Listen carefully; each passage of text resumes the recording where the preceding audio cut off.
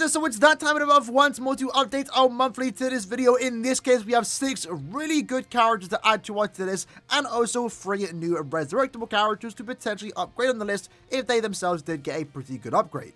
In my opinion, we got a good selection of characters this month. The highlight, of course, has always been the end of the month, bringing us 3 swimsuit characters, all just being really good farmers, but even the mid-month banner wasn't actually too bad for a mid-month standards. This is our last tier list video before the 8th anniversary, because next time we update our tier list, we will be adding the 8th anniversary characters and also potentially new 1000-year Blood War characters. Hopefully those banners are exciting, but what we can guarantee is that they are going to be some of the best characters in the game, and it's pretty much almost guaranteed that most of the characters will be instant SS tier when they do release in less than a month's time. With that said though, as always, when it comes to our rankings, we have 3 main values for ranking here: damage output and range, usability, and of course also survivability. If you excel in all 3, then you're very likely to be at the top of the list. Starting our tier list off for today, we have the heart attribute. In this case, we have 2 new characters added, but 1 new resurrectable character. And that resurrection is the parasol version of Halle Bell, who is currently sitting near the top of C tier. Now, when it came to her resurrection, she essentially picked up 20% more damage, which is basically the stand when it comes to resurrections. It's nothing super crazy. And when it comes to her soul trait, she picked up 55% weakened duration. As a soul trait, I will admit it's a somewhat of a niche, but it's a very good soul trait because it's the only that exists in this particular attribute. If you ever wanted to give your character full immunity to weakening and also get that extra bit of recharge, you never had that option. So while I do think our soul trait is actually pretty good, it's definitely a niche and you're very rarely ever going to use it. And at the same time, when it comes to the character, you're very rarely going to use her because the character really didn't get that good of an upgrade. Her damage increase is hardly noticeable. I guess though, because she did get an increase, we're going to move it to the top of C tier. As for the 2 new characters though, first up we have Ginjo. Now, the best way to describe Ginjo is that he is a very good character held back by the fact that he is a mid-month character. For starters, one of the main things about mid-month characters is that they aren't really given the most amazing set of skills, but most importantly, when it comes to SP characters, they aren't given Havoc plus 20%, which depending on where they want to be used in, that can be quite detrimental. In this case though, he's one of the few examples of a mid-month character picking up Havoc plus 20% and also having a great set of strong attacks, with weaken on every single attack and a great damage output, with Frenzy plus 1, 40% Berserker, 20% more strong attack damage to heart attribute characters, and an additional 40% more damage to enemies afflicted by an ailment, which he can give to himself and also his team if they are a heart human. But that's not all, because he does have a pretty powerful soul trait, being damage to weakened enemies plus 35%. It's a unique soul trait, the first of its kind, and a very powerful soul trait for some of the better characters in the game, especially those in SS tier. So Ginjo's damage output, with the range that he does have, overall he's just a very solid character. I guess one bad thing about him is the Quincy killer. It's not the most ideal killer, especially if that's your only killer, for example, but it's definitely not one of the worst killers out there. And when he does inflict a status event, which every 5 seconds he has a 12% chance to do so potentially, you're going to be doing 120% more damage. So his damage output and the range that he does have for a mid-month character, in my opinion, is actually really good. I don't think he's an exceptional, amazing character, someone that you can easily skip out on, but if you pull him, you definitely can get a use out of him, and that's all you can really say for a mid-month character. Mid-month characters, again, are usually quite mid, that's kind of the name for it, but in this case, Ginjo is defying the odds, being one of the better mid-month characters, and at the same time, potentially one of the better heart characters in the game. I might be overvaluing this character here, but I want to put him near the top of S. I still think his Quincy killer holds him back just a tad bit, and in that case, maybe I'm just going to put him around here. You definitely could make a case for him to be a tad bit higher. You could easily put him here, for example, but I think these non-attack damage characters have a bit more usage, especially in Guild Quest content. But either way, regardless of what we put him in S tier, he is a solid S tier character, and that's really good, especially considering that he was a mid-month character. Next up though, we have the swimsuit version of Rangiku. The quick and easy way to describe what makes this character good is basically 1000-year Blood War Ichigo. For starters, she has a great set of strong attacks, an AoE in front of her, a beam SA2, and a full screen SA3. With Havoc plus 20%, her range is great.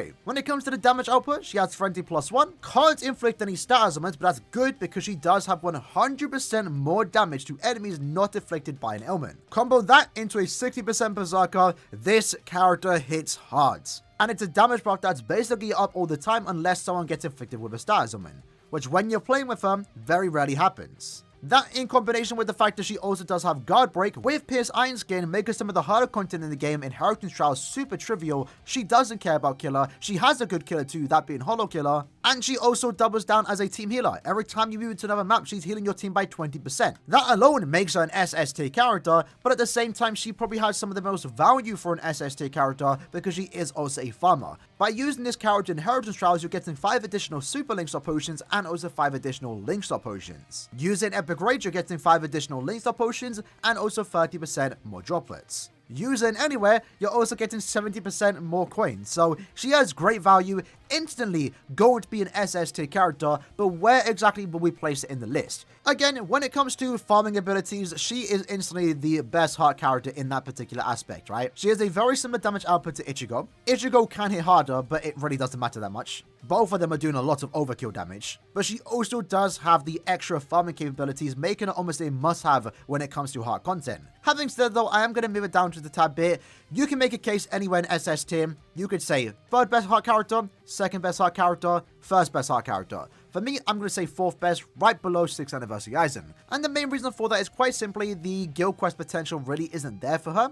You definitely can use it in guild quests, but with the lack of sharpshooter, for example, you're only going to use it in one particular week. You can't take it into Extreme Carp, for example, or any quest which has resistances. So maybe I'm being a bit too harsh here, but I still think she's one of the best heart characters in the game, and again, the most valuable heart character in the game right now. An instant must-have, SS tier for Rangiku. But remember, when it comes to the SS tier list, it really doesn't matter who is better than the other. The main thing is, do you have them? You kind of want to have this character, you still want to have 6th Anniversary Aizen, you want to have Bruno, and you want to have Ichigo. So, regardless of who is better, they are all solid SS tier characters. Rangiku is an amazing character, and if you got her, congratulations. But with that, that's the heart tier list. Next up is the power tier list. For the month of June, we only got one new character and no resurrection, so let's jump straight into it. Ruruka is our newest character that adds to the list. Obviously, she's going to be a must-have for a lot of players. She does offer you plus 10 Link Stop Potions, which is double the amount of any other character in the game. It's an amazing skill, and this character, regardless of how good or bad she is, you do want to get to for that aspect because she makes farming significantly easier. But ignoring those farming skills that she does have, let's look at how good of a character she actually is. In this case, she has a good damage output with Frenzy +1, a 40% Berserker, 40% more strong attack damage when you are at full stamina, and with her soul trait, she has an additional 30% more damage at full stamina. So a lot of damage multipliers there, and she is reliant on actually staying at full stamina. Lucky for her, every attack except her SA3 can inflict drain, and the reason why her SA3 can't inflict drain is because it is a charge strong attack free, which can also double down as a heal move for yourself and also your team. Fully charge that SA3, you're healing your team and yourself by 40%, which is a lot of HP to recover. At the same time, because it is a charge strong attack, it's also just been a really good strong attack to deal a lot of damage, especially in content where she wants to be used in, for example, epic raids. Of course, because she is an end of month character, she was given Havoc, she was given Guard Break. She does have the 12% recharge built into the character since she wasn't giving it as a soul trait. And at the same time, if you are at full stamina, you also have that extra 6% recharge to make use of that particular SA3. So what we have here overall is a great damage dealer, some really good survivability, and also a really good team player. And all that gets even better because once more, she is also a 10 plus Link Stop character for the power attribute. If you want to farm technique Link Stop potions, having this character is going to be great. So where exactly are we going to put her? She's definitely a high tier S character. Potentially would have been SS tier if she was given a better strong attack 1 or even 2.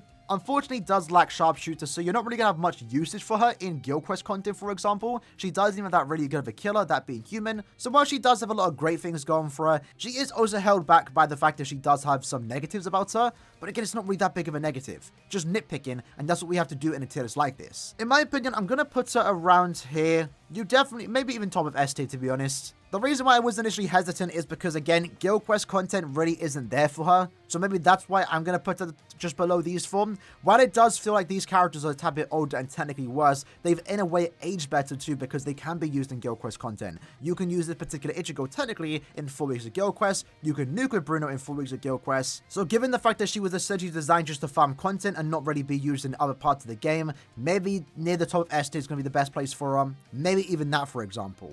In my opinion, she's a character that strictly wants to be used in IZ and also epic raids. Really good team supporter in epic raids, I will say. But when it comes to other parts of the game outside of her farming abilities, you probably wouldn't need to use her or would want to use her. But either way, she's still a great character and easily deserving of the S tier ranking. I'm going to have to edit this in because unfortunately I kind of forgot by this character. He was not included on the list. We have Tsukishima. Tsukishima overall was designed to be used in the Squad 0 guild quests. He's going to be a good character for that, but that's realistically the main place you are going to use him. However, I guess you could take him outside of Guild Quest. He does have Drain on every single attack, which does increase his survivability. He was given Guard Break, so you definitely can use him. And he also does have a debuff SA2, where he can lower the opponent's attack, defense, and also focus. This is mainly going to be useful again once more in Guild Quest content, but can also see some usage in Epic Raid content. Overall, I don't think he's anything super crazy, but given the fact that he was given Guard Break and he is a pretty good Guild Quest character, he's just going to go into the middle of S tier.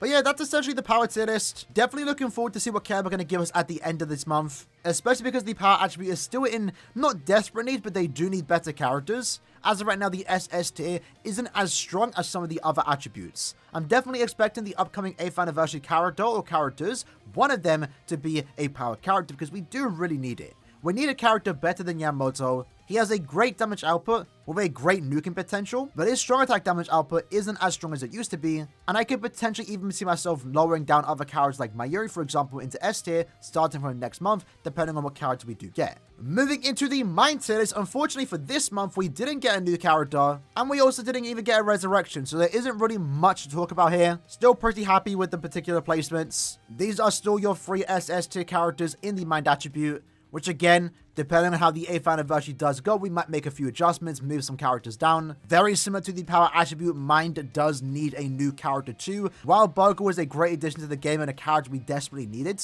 he's still not the character we need for the Mind attribute. He's a farmer, a great one at that, but we just need a really good, overpowered Mind character. And like I mentioned already, I think the power attribute is going to be an anniversary character this year, but at the same time, I also think that Mind could also be this year's anniversary character. Since we're probably going to get 2 characters for part 1, I wouldn't be surprised if it's a mind and power character. Moving into the speeds tier list, this time we got 1 new character and 1 new resurrection. In the case for the resurrection, we have the Parasol version of Aizen. Now, he was a character designed right before the Flurry meta was given to every single character.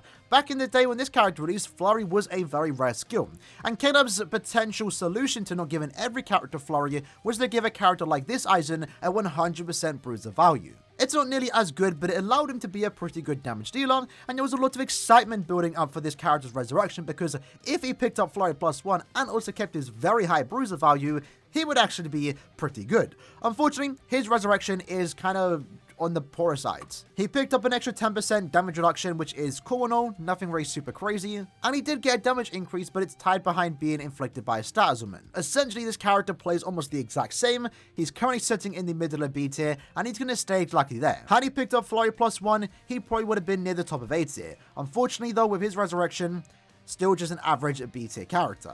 But what isn't an average B tier character is this new Mila Rose, a character that I was super excited for, looking forward to, and can't believe this character even does exist. In her case, she's a very similar character to Ruruka. She mainly wants to be used in Epic Raid content, can be used in IZ, and maybe could be used in other parts of the game like Inheritance Trials and also Guild Quests. But I will say her usage outside of Epic Raids and IT definitely is limited, not because she's bad by any means, it's just that there are better characters out there. But Mila Rose, I think, is a really interesting character with the way they did design her. Essentially, she wants to play with other Arankas, more specifically though, herself. As mentioned, she's very similar to Ruruka. In that sense, if you have her in your lobby, you're getting 10 plus links or potions this time for the power attribute. So of course, to get the most value out of any given run in Epic Raids or Inheritance Zone, you want to have other Mila Rose with you. And every Mila Rose you do get, or in this case any other Aranka you get in your team, you're getting more damage output. And the reason for that is because the following. She has Frenzy +1, a 40% Berserker, 20% more damage when at full stamina, 10% melee damage, which gets increased to 30% in co-op quests, and when you do inflict Lacerate, which keep in mind she does have Lacerate in every single attack, and also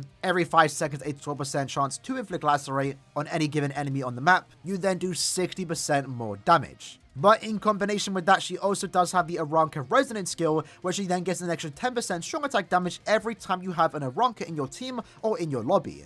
In the case for Epic Raids, for example, if there hypothetically are 6 Mila Rose, at that point every Mila Rose is getting additional 60% strong attack damage buff. At the same time, of course, in terms of the value, you're then getting 60 extra links or potions, and because every Mila Rose can inflict Lacerate, that then allows your team to do 60% more damage. She's a great character overall, gets better when any other Aaroniero enters the lobby, and gets even more better if those characters are mirrors, because then you're getting the extra lacerate damage. Her damage output, due to that reason, is a bit inconsistent. Some lobbies she has really high damage output, and then some lobbies she just has high damage output. But either way, she has a great set of strong attacks, good killer too, overall just not a bad character. She's great in any content you put her against, but again, mainly wants to be used in epic raids and also Inheritance Zone. Personally, I wouldn't really take it into Inheritance Trials, nor would I really take it into Guild Quest content. But regardless of that fact, very, very happy to put her at the top of S tier. She's overall an amazing character, almost a must-have once more if you do want to farm links or potions, plus 10 just for having her is an amazing skill to have. She's fun, and she looks great while doing it. But that's basically the speed tier list. But since we're here and we already spoke about the potential chance for an anniversary character to be an X attribute, I'm not expecting the anniversary characters from part 1 to be a speed character. We are kind of in a pretty good position with these 4, to be fair. But I wouldn't be surprised if part 2 of the anniversary is the speed character, and definitely can be an easy SS tier character. Having said that, I'm actually going to move Milaros up to the top of S tier. I just think she's great, good damage output, only being behind Noelle because Noelle has more usage in Guild Quest content. And last but not least, we have the Technique attribute. Now in this case, we got one new character and one new resurrectable character. In the case for the Resurrection, we had the Parasol version of Sun, who in her case, very similar treatment to the other two Parasol characters, really didn't get that much of an upgrade. She picked up 20% more Berserker, which sure makes it a better character, but the character itself really isn't anything too special. A 20% damage increase really doesn't change her gameplay that much, and the sword trait that she did pick up is only a coin drop increase, so yeah, essentially she just plays the exact same, gonna stay in C tier for now, just an averagely mid character in my opinion. For our newest character in the Technique attribute, we have Yukio. And in my opinion, this tier list won't do him justice. But before we even place him, we are going to put him easily in S tier. Probably going to put him around here, maybe? Like, Yukio's good. Some really good potential in Guild Quest content mainly, and the reason because of the way they designed him. For starters, he has a good damage output, with Fly +1, a 60% bruiser, 10% more range damage, which gets increased to 30% in Guild Quests, 30% more killer effect, which gets increased to 50% in Guild Quests, and he also does have a boost SA2. That in combination with the fact that he does have the booster skill, so his boost went from a 33% attack increase to a 43% attack increase. That is really good, especially for Guild Quest content. Keep in mind he is a ranged normal attack damage character, with guard break by the way, so we have a rare case of a mid-month character being better than an end-of-month character like this Noritoro, for example. But given the fact that he also has a Sparta Killer, he is the ranged Sparta Killer boost that we needed for a very long time in Guild Quest content. And with the way a Sparta Guild Quest is set up, there aren't any resistances, so you can bring him hypothetically in the ranged or immediate Sparta Guild Quest, and he's going to perform just fine. He's mainly there to boost his team, but in the case of a Ranger Sparta Guild Quest, he can do a lot of damage. So in that case, we're actually going to put him probably around here. The Technique attributes also like the character like this with the booster effects, and that overall adds significantly more value in Guild Quest content. You can hypothetically use him in any Guild Quest week, regardless of the killer effects. And because he is a ranged normal attack damage character, you can take him into any content you want to. You might clear a bit slower, he is a NAD character after all, but he is not bad by any means, easily an S tier character. Of course, SS tier for the Technique attributes absolutely stacked to the brim, no changes to make here. I'm actually going to be surprised for the upcoming 8th anniversary if we get another Technique character.